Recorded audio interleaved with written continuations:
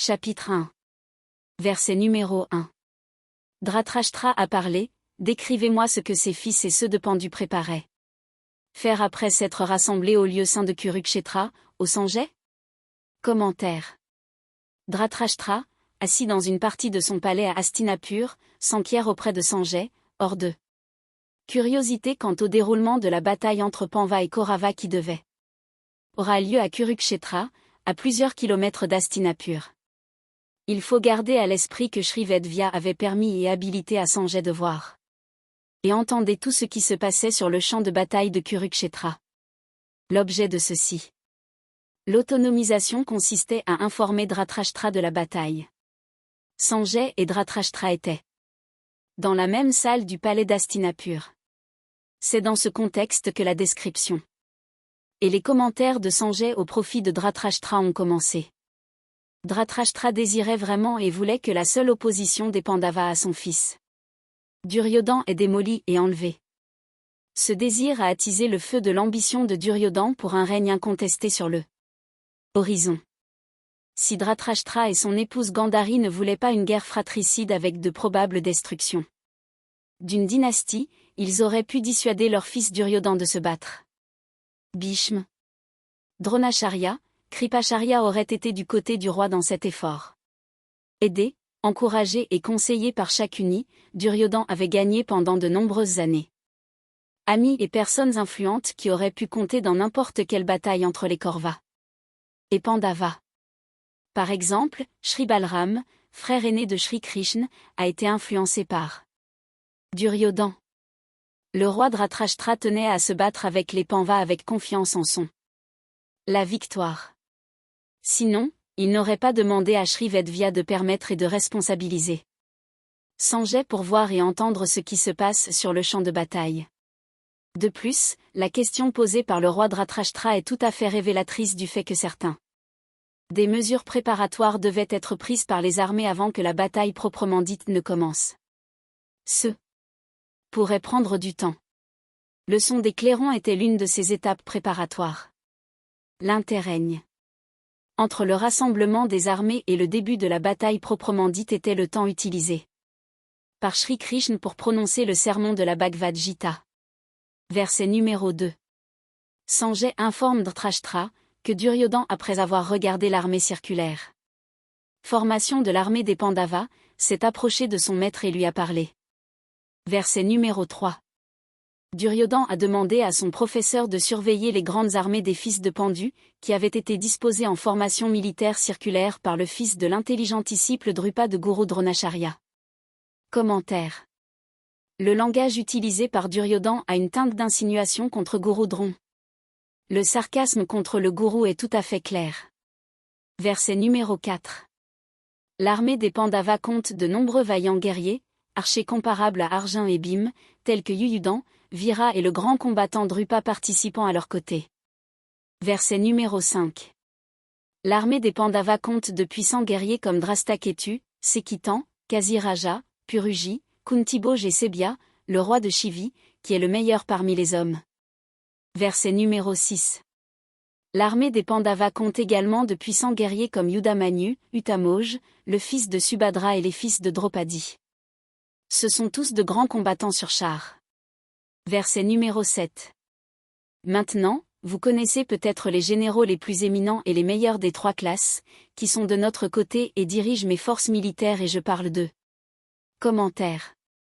Remarque, le mot « Dvijotama » a plus d'une signification selon les dictionnaires. Dans le shlok ci-dessus, l'expression « Dvijotama » est interprétée comme faisant référence aux trois anciennes classes de la société. Cette expression est en outre liée aux généraux de la force militaire. Dans shlok numéro 3 du chapitre 1, Duryodhan s'est montré sarcastique à l'égard de Guru Dron indiqué par les mots comme fils de l'ami de Guru Dron provoquant la formation militaire des armées de Pandava. Dans ce shlok numéro 3 du chapitre 1, Guru Dron est simplement appelé Acharya, enseignant. Même le grand-père Bhishma est décrit de manière irrévérencieuse comme Bhishma uniquement dans shlok numéro 8 du chapitre 1. Il ne serait donc pas naturel d'attribuer l'expression « Dvijutam » à Guru Dron. si l'expression « Dvijutam » est confinée à tort à Gurudron comme signifiant « le brahman le plus digne », alors elle sera également sarcastique. Gurudron était sur le champ de bataille pour se battre. Il ne pouvait pas être décrit comme une personne érudite, brahman. Dans Shlok numéro 8 du chapitre 1, Gurudron est mentionné comme un général de la première classe, Shri Bhishma II. La deuxième classe et Karan de la troisième classe. De plus, si l'expression « Dvijutam » est limitée au « brahman le plus digne », alors la première partie du shlok n'est pas connectée à la deuxième partie. Compte tenu des raisons indiquées ci-dessus, la traduction du shlok donné ci-dessus a été adoptée. Verset numéro 8. Vous-même, Bhishma, Karna, Kripa, Asvatthama, Vikarna et fils de Somdat, vainqueur de la bataille. Verset numéro 9. En outre, de nombreux autres membres de mon armée sont prêts à donner leur vie pour moi, sont experts dans l'utilisation de différentes armes et ont une grande expérience dans la guerre de combat. Verset numéro 10. Duryodhan a déclaré que la force de son armée est incommensurable, illimitée et qu'elle est entièrement protégée par Bhishma. Il a également déclaré que la force de l'armée des Pandavas était limitée et protégée par Bhima. Verset numéro 11. À tous les points stratégiques de la disposition de l'armée, chacun doit prendre sa place pour le travail assigné et vous devez tous protéger Bhishma. Commentaire. Le verset ci-dessus révèle l'inconvenance et le sentiment de complexe de supériorité d'un disciple vis-à-vis un gourou. L'arrogance hautaine de Duryodhan émane du faux sentiment de puissance militaire du royaume d'Hastinapur et de ses alliés, mais aussi du sens déplacé du devoir ou de la loyauté envers le royaume de certains. Il faisait également confiance et comptait sur Karna et Shakuni. Alors que tant de personnes voulaient la guerre, et seulement la guerre, et non la paix, alors, comment la guerre pouvait-elle être évitée? Verset numéro 12. La gaieté se répandit du côté des Kauravas, lorsque le vaillant grand-père Bhishma, le plus âgé des Kurus, souffla dans sa conque, qui sonnait comme le rugissement d'un lion. Verset numéro 13. Ensuite, soudain, des conques, des tambours, des clairons, des trompettes et des cors ont retenti. Les sons combinés devinrent tumultueux. Verset numéro 14. Shri Krishna, Madaf et Arjun étaient placés sur un grand char tiré par des chevaux blancs. Ils soufflaient dans leurs conques aux qualités divines. Commentaire. Ce shlok est des plus révélateurs. C'est aussi la pointe de l'iceberg. Le souffle de la conque par Shri Krishna montrait et déclarait sans aucun doute et certainement que Shri Krishna n'était bien plus qu'un simple conducteur de char, même si les rênes des chevaux étaient entre ses mains. Il était activement aux côtés des Pandavas. Le bruit de sa conque devait l'avoir pour effet de inspirer et inculquer le courage et renforcer le moral de combat des Pandavas et des alliés. Le son de sa conque remplira le cœur des ennemis d'appréhension et de peur. Malgré les grands noms et le grand nombre du côté des Kauravas. De plus, dans la situation ci-dessus de Shri Krishna, il n'est pas approprié d'appliquer l'analogie de l'âme et l'essence. L'âme doit jouer le rôle de maître leader dans la vie des vivants. Des êtres. La guerre à Kurukshetra était réelle. Dans la Bhagavad Gita, il n'y a aucune mention du nombre de chevaux attelés au char. Cependant, le shlok décrit la vue et les sons réels du champ de bataille tel qu'entendu et vu par Sanjay. En fait, la couleur blanche des chevaux ne peut pas être cohérente avec le rôle crapuleux attribué au sens dans le corps matériel d'un être vivant. Le shlok n'est donc pas symbolique. De plus, Shri Krishna, dans ce sermon de la Bhagavad Gita, ne décrit pas la vie d'un être vivant comme une bataille ou une guerre. Il faudra peut-être rejoindre des batailles. Mais ce n'est pas le but ou l'objet de la vie. Même une bataille doit être menée de manière stoïque. Personne, imperturbable. La vie doit être harmonieuse et une transition en douceur d'une vie spirituelle. Niveau matériel à un niveau spirituel matériel supérieur par des actions pour le bien public et non pour intérêt égoïste. Tout en accomplissant des actions dans la vie, le ciel, les planètes supérieures et même le moksha et nirvana devraient suivre en tant qu'élévation automatique. Toutes les actions doivent être désintéressées et sans désir obsession pour un résultat particulier, niskam. Ce mot doit être correctement compris. Cela ne veut certainement pas dire aucune pensée du tout. Le but ou l'objet des actions, voir note ci-dessous. Le désir de toujours plus, d'une manière ou d'une autre, sera vérifié. La corruption de tout type sera également contrôlée. Ceci en soi assure ce sermon de la Bhagavad Gita, d'une actualité éternelle pour les sociétés. Si quelqu'un, la gouvernance a-t-elle lieu sauf pour le bien public? La réponse est non, majuscule par Bhagavad Gita. Pour une discussion plus approfondie, veuillez consulter entre autres Shlok No 31, 32, 64 du chapitre 2, Shlok No 12, 13 du chapitre 3 et Shlok No 6 à 8, 16, 17 du chapitre 4. Remarque, les mots kam et niskam ont les significations suivantes dans le dictionnaire. 1. Kam, 1. Désir, un désir intense, obsession, 2. Égoïste. 2. Niskam, 1. Altruiste, 2. Sans désir, traduit en anglais. Veuillez vous référer au Sanskrit Hindi Dictionary, page numéro 585, de VS Sapté 2e édition par Dr Uma Prasad Pandey, Kamal Parkazan, Delhi. À Sanskrit English Dictionary, volume 1, édition 2008, page numéro 401, édité et révisé par Pandi Ishwar Chandra, Parimal. Publication, Delhi. Verset numéro 15. Shri Krishna fait exploser sa conque appelée Panchajanyam. Arjun a soufflé sa conque appelée Devadut. Bhim a soufflé sa conque nommée Pondra. Bhim était un grand interprète de tâches difficiles. C'était aussi un mangeur vorace comme un loup. Verset numéro 16. Le roi Yudhisthira, Nakul et Sahadev, les fils de Kunti, soufflèrent dans leurs conques nommées respectivement Ananta Vijaya, Sughosh et Manipuspak. Verset numéro 17. Roi de Kasi, qui est un grand archer, et Shikandi qui pourrait lutter seul contre 1000.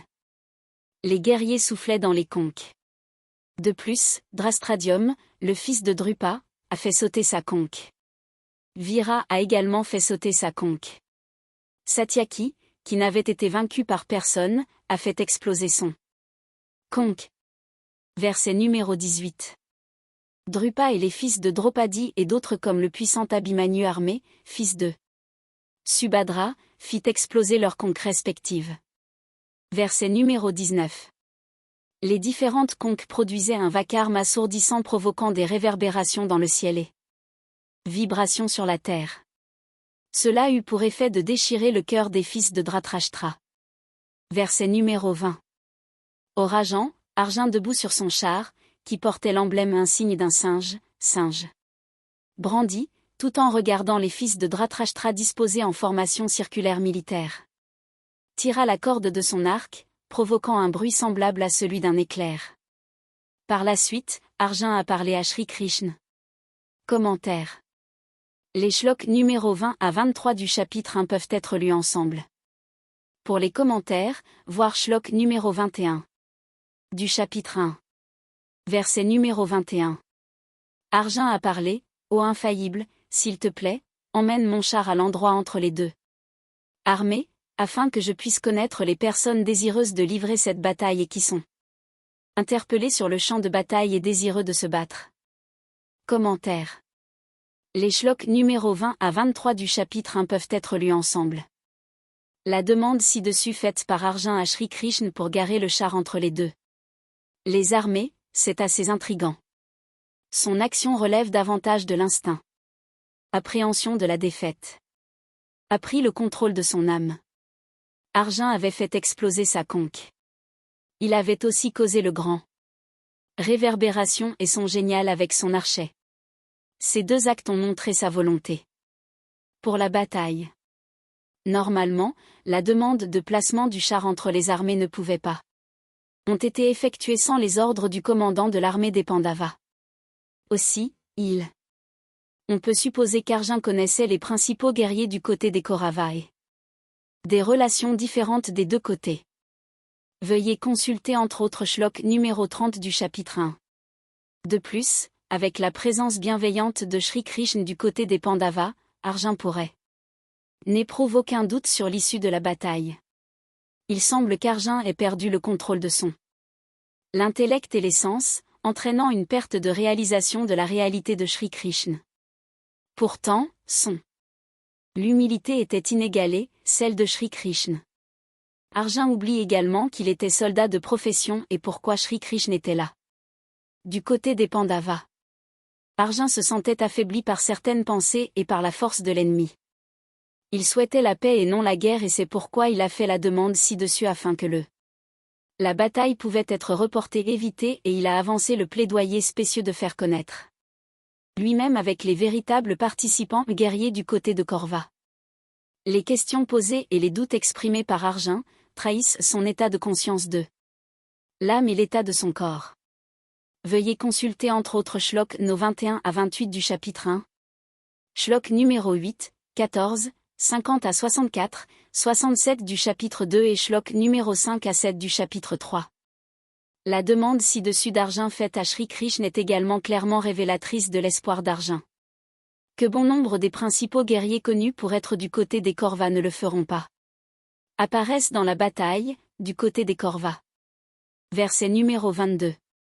Parce que je connaîtrai les personnes qui veulent lutter contre moi et qui sont faire la guerre. Commentaire.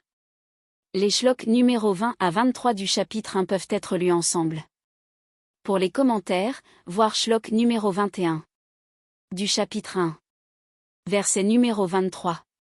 Pour que je connaisse les personnes qui sont venues combattre aux côtés des fils au mauvais cœur insensé de Dhritarashtra. Commentaire. Les shloks numéro 22 à 23 du chapitre 1 peuvent être lus ensemble. Pour les commentaires, voir Shlok numéro 21. Du chapitre 1. Verset numéro 24. Traduction. Sanjay a parlé à Dhritarashtra, après avoir été adressé ou demandé par Arjun, Shri Krishna conduit le plus beau char et le plaça entre les deux armées. Commentaire. Shri Krishna avait compris et réalisé la raison de la demande d'Arjun qui lui avait été faite. Au lieu d'interrompre et de refuser la demande, l'alter ego Shri Krishna de Brahm s'est garé. Le char entre les deux armées. Tant que les étapes préparatoires avant le véritable. Le début de la bataille n'était pas terminé des deux côtés, le char pouvait rester garé. Veuillez consulter les commentaires sous Shlok numéro 1 du chapitre 1. Dans la situation, l'alter de Brahm. Ego Shri Krishna aura tout le temps pour réussir à sortir Arjun de la mélasse de découragement et faiblesse de l'âme de l'Arjun. Il en serait ainsi, d'autant plus que Bhishma était le commandant des Kaurvas, qui connaissait la réalité de l'alter ego de Brahm. Shri Krishna. Verse number 25. Translation. Shri Krishna after placing the chariot between the two army, in front of Bhishma, Dron.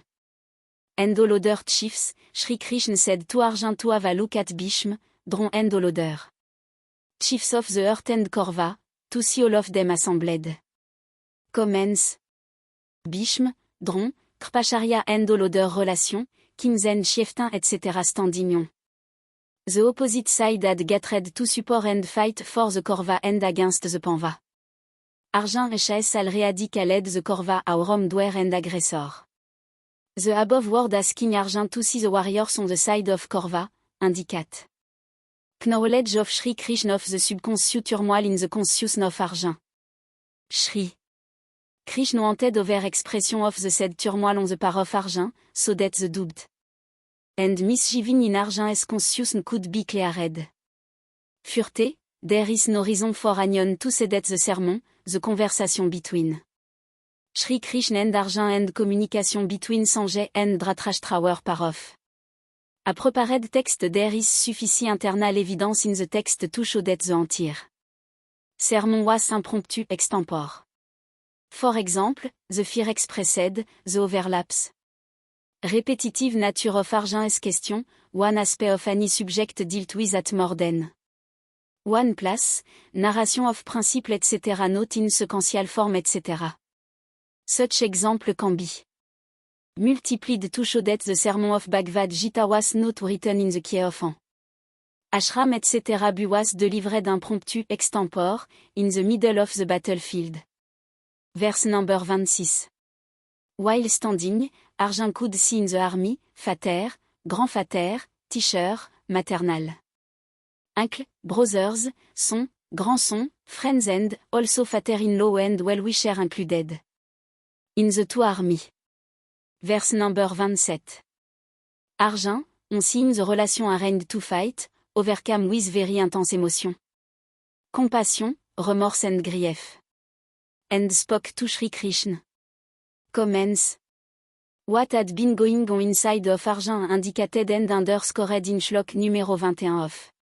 Chapter 1, was subbed to be covered and hidden by intru and immature reason by. Argent. Verse number 28. Argent spoke, on signe around people kinsmen ready to fight, every part of my body is trembling and my mood is drying up, O Krishna. Verse number 29. My entire body is shaky, my eyes are standing on end, my body is slipping from my hand and the skin and my body are burning. Verset numéro 30. Je me sens étourdi et je ne peux plus me tenir debout, ma conscience impactée, mana, est ébranlé et confus, j'imagine la bataille menant à des conséquences néfastes et malheur, au Keshav. Commentaire. Comme Shri Krishna le souhaitait et l'attendait, Arjun exprime ses sentiments et émotions.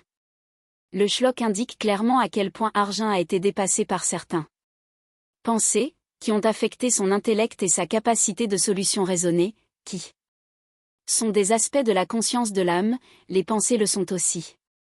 Le mot « mana » dans le shlok ci-dessus est en réalité un aspect de la conscience de l'âme. La conscience n'est la qualité que de l'âme et d'aucune autre partie du corps matériel. Le mot a été interprété en fonction de son contexte et de l'objet de son utilisation. Note.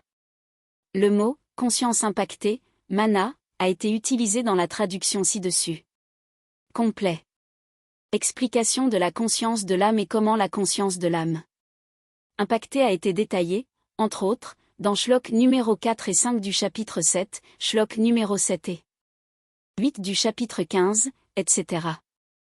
Très brièvement indiqué, la conscience impactée de l'âme consiste en effets causés par de mauvaises réactions karmiques, de mauvaises pensées, de mauvais actes, de mauvais instincts chez les êtres vivants. Veuillez également consulter la note commune numéro 5 sur le mot « mana », etc. Et une partie de celui-ci est reproduite ci-dessous. Le soi-disant « esprit » et son irréalité devaient être enseignés en utilisant certains mots tels que comme « mana », comme dans le langage courant à cause d'Arjun, profane. Verset numéro 31. Je ne vois pas en quoi il serait bon de tuer notre propre peuple dans cette bataille. Ni moi. Désir de jouir de la victoire, de la conquête du royaume ou du bonheur obtenu après le meurtre de notre propre peuple, ô Krishna. Commentaire. Les shloks numéro 31 à 34 du chapitre 1 peuvent être lus ensemble. Les symptômes ci-dessus d'Arjun sont le résultat d'une conscience impactée, mana, causée par des informations incomplètes et son analyse incorrecte. Verset numéro 32. À quoi sert le royaume conquis, si ceux avec et pour qui le bonheur est pareil? Appréciés et désirés, sont traduits en justice sur le champ de bataille, au Govin. Commentaire. Les shloks numéro 31 à 34 du chapitre 1 peuvent être lus ensemble. Veuillez consulter les commentaires sous. Shlok numéro 31 du chapitre 1.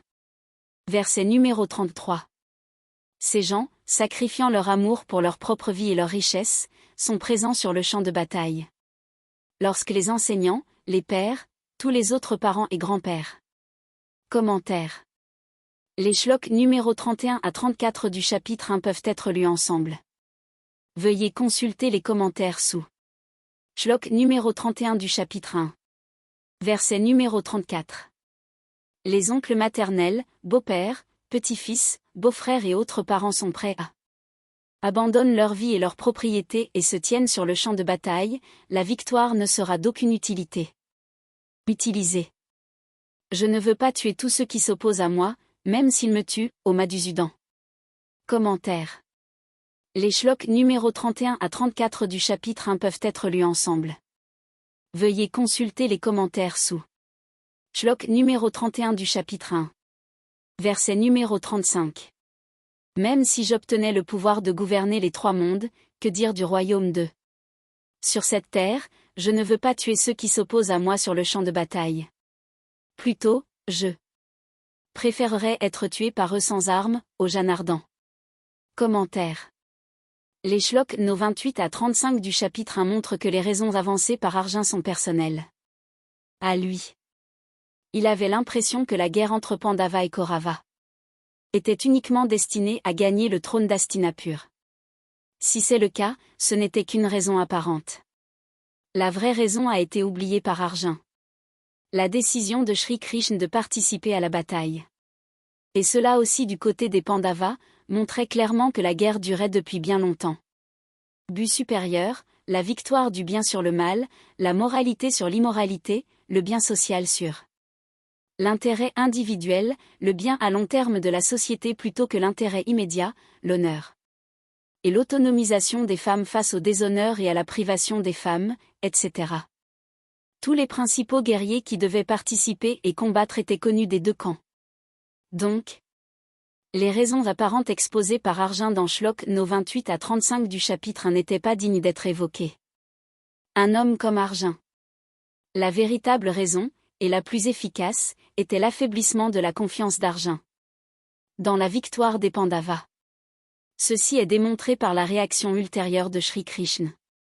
La peur d'Arjun de ne pas pouvoir profiter de la victoire est la première peur, peur numéro 1. Verset numéro 36. Le péché retombera sur nous si nous tuons même les méchants. Il n'est donc pas convenable que nous tuions les fils de Dhritarashtra et leurs parents. Nous n'obtiendrons pas le bonheur en tuant nos propres peuples parents, au Madaf. Commentaire. Le shlok ci-dessus fait référence aux mauvais effets sur l'auteur de l'action de tuer, même les malfaiteurs. Le shlok exprime également clairement la peur d'Arjun. Il dit que le meurtre de ceux qui étaient dans la bataille sera un péché. Dans le shlok précédent, Arjun avait exprimé la futilité de la victoire au coup d'éturie sur le champ de bataille. Ce qu'il veut dire, c'est que la commission d'un tel un péché ne servira à rien. Il n'y aura donc aucune jouissance matérielle. Il n'y aura pas gain moral, spirituel. Il s'agit de la deuxième, peur d'Arjun, peur numéro 2.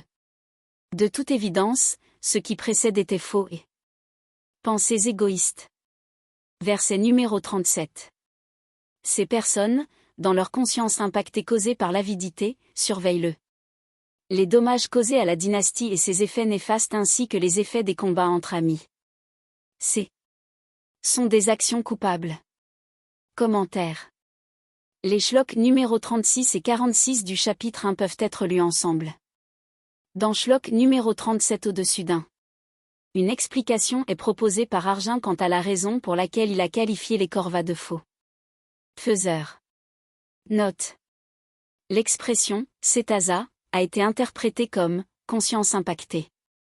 Pour explication de cette expression, veuillez consulter entre autres Shlok no 30 à 34 du chapitre 1, Shlok no 7 et 8 du chapitre 15, etc.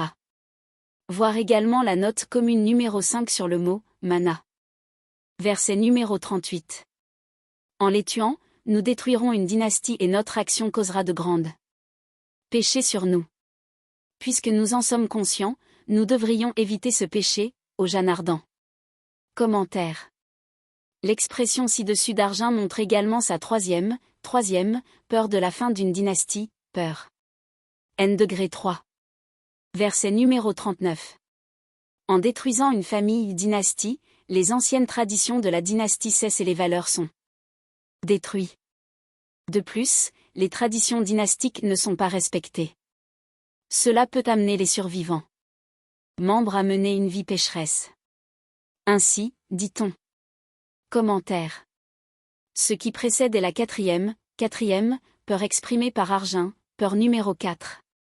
Le shlok ci-dessus fait généralement référence aux effets de destruction d'une dynastie. Il ne fait pas référence à chaque famille de la société. Les familles faisant partie d'un clan ou d'une tribu ou d'un race, etc. suivent les traditions, etc. de cette tribu, clan, race, etc.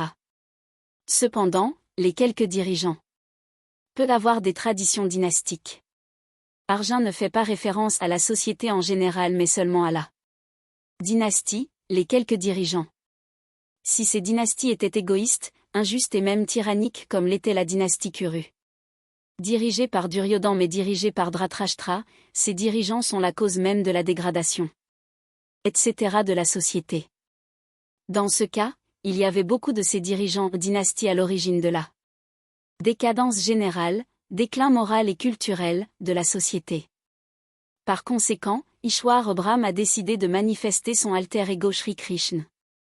De telles dynasties, avec leurs traditions et activités illicites et injustes, devaient être déracinées. La maladie et les vices s'étaient répandus vers le bas en général. C'est pourquoi l'expression « en tant que dirigeant », les gouvernés, Yata Raja Tata Praja, sont originaires. Toute décadence s'est faite au prix et au péril de hommes ordinaires. Pour une discussion plus approfondie, veuillez consulter les commentaires sous Shlok numéro 43 du chapitre 1, 6 à 8 du chapitre 4. Verset numéro 40. Lors d'une telle destruction, l'irréligion polluera les membres féminins de la dynastie. Tués d'eux. Les hommes conduiront aussi au mélange des classes catégories, au versni. Commentaire. Les shloks numéro 40 et 41 du chapitre 1 peuvent être lus ensemble. Dans le shlok ci-dessus, l'inter. Le mélange de classes est exprimé par la cinquième peur d'Arjun, peur numéro 5. Shri Krishna dans shlok numéro 13 du chapitre 4 corrige Arjun en précisant que ce n'est pas la caste mais les classes catégories ont été identifiées par Brahm, sur la base d'une large division de la nature, du travail et de sa qualité, dans la société. Il convient de répéter que la bataille de Kurukshetra n'était pas la première bataille d'Arjun, ni le première bataille à sa connaissance. Comment Arjun a-t-il pu commodément oublier la bataille entre Shri Ram et Ravan lorsque des milliers d'hommes furent tués des deux côtés? Il n'y a eu aucune plainte des femmes égarées à la suite de la bataille. Les conditions d'après-guerre dans les sociétés indiennes ont réfuté les craintes appréhensions imaginaires d'Arjun, car on ne trouve même pas un murmure sur les femmes qui s'égarent dans l'histoire et même dans mythologie. Cependant, la référence d'Arjun à la condition possible des femmes après la guerre montrait clairement que jusque-là, c'est-à-dire jusqu'au début de la guerre, les femmes étaient vertueuses et vertueux. Il est en outre enregistré que sous la royauté de Yudhishthir et du petit-fils d'Arjun, Parikshit, la société indienne avait prospéré et vivait en paix. Même à l'époque moderne, il n'y avait pas de plainte aussi générale concernant les femmes qui s'égaraient. Entendu parler après la Première Guerre mondiale, et la Seconde Guerre mondiale, de plus, les craintes exprimées par Arjun étaient imaginaires et sans fondement. Il se peut aussi que ce soit se souvient que la coutume indésirable du sati a fini par être utilisée par les femmes, montrant leur chasteté et leur droiture afin que les veuves de guerre ne deviennent pas la proie du ennemi. Il n'y avait aucune crainte que les femmes s'égarent de quelque manière que ce soit. Verset numéro 41. Le mélange des castes peut provoquer une situation de vie infernale. Personne ne pourra faire des offrandes de nourriture et d'eau aux ancêtres de la famille dynastie, offrande. La Pinda. Commentaire. C'est le sixième aspect des peurs d'Arjun. Arjun fait référence aux aspects socio-religieux et les conséquences religieuses du probable génocide des hommes, peur numéro 6. À tout moment, des milliers d'ancêtres se retrouvent sans successeur. Verset numéro 42. Par de tels actes pervers, la destruction des traditions dynastiques, des valeurs communautaires et familiales. Valeurs et le mélange des castes catégories est provoqué. Commentaire. Ce shlok ne fait que répéter ce qui a déjà été dit dans les shloks précédents à propos de crainte. Verset numéro 43. J'ai entendu à travers la tradition du gourou et du disciple que ceux dont la famille les traditions sont détruites, doivent vivre en enfer, au Jan ardent. Commentaire. Dans Shlok no 3 à 43 du chapitre ainsi dessus, le sujet en est la famille Kuru.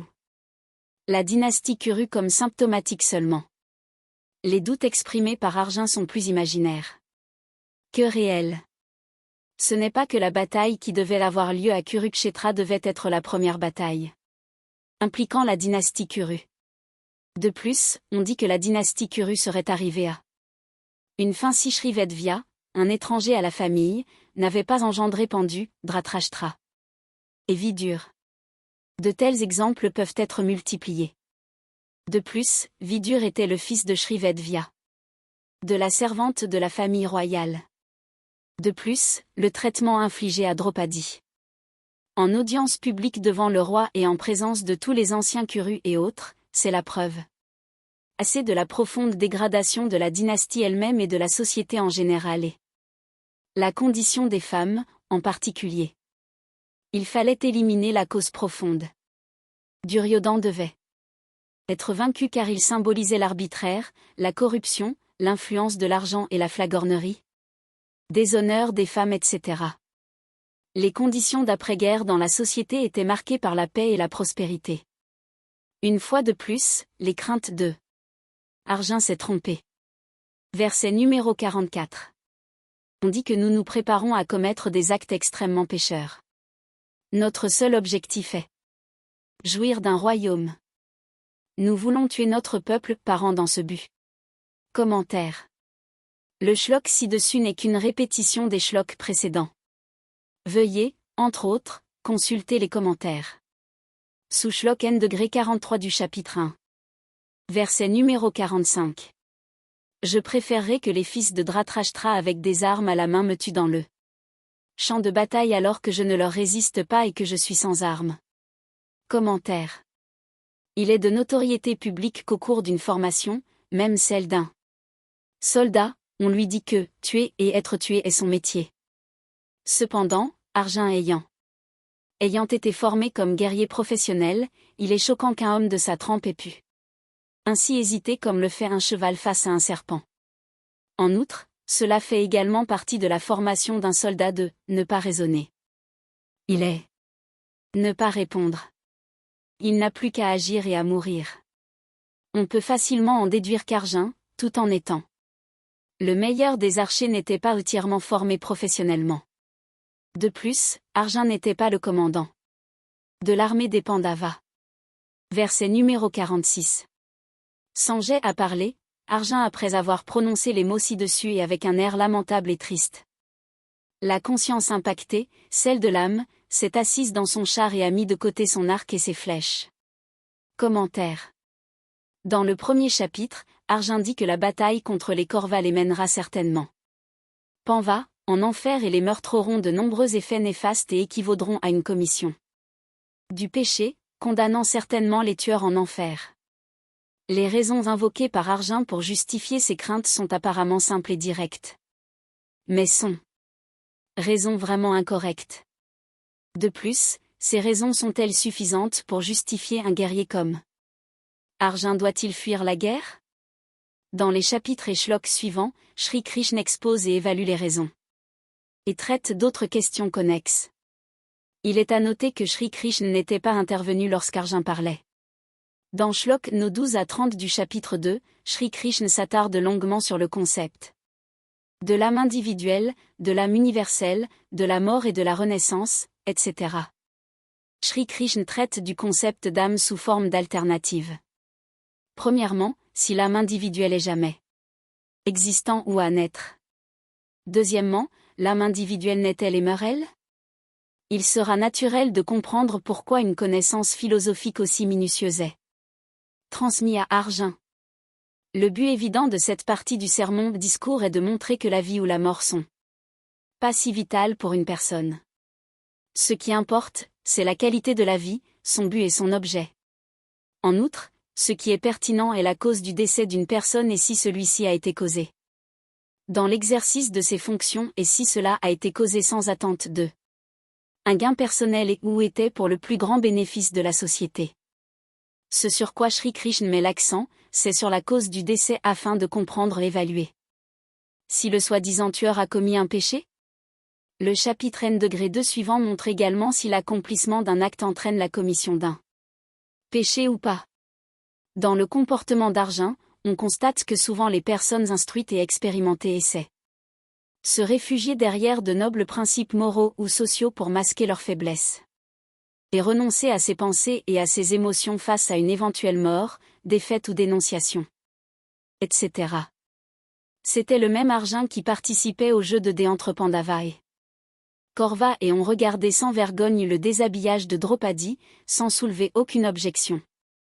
Quoi que ce soit.